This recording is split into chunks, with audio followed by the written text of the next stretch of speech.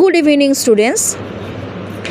আজকে বাংলা ব্যাকরণের একটা নতুন চ্যাপ্টার আমি শুরু করতে চলেছি। দেখো, বাচ্য কিন্তু খুব ইম্পর্ট্যান্ট। বাচ্য দশম শ্রেণীর ছাত্রছাত্রীদের সিলেবাসে আছে। বাচ্য স্কুল সার্ভিস কমিশনের জন্য খুবই ইম্পর্ট্যান্ট। তাই বাচ্য বাংলা ব্যাকরণের খুব গুরুত্বপূর্ণ একটা পার্ট। চলে আসছি বেশি কথা না বাড়িয়ে সরাসরি বাচ্যের সংজ্ঞায়। বাচ্য কাকে বলে? দেখো, সংজ্ঞা: বাক্যের বিভিন্ন ধরনের প্রকাশভঙ্গিকে বাচ্য বলে।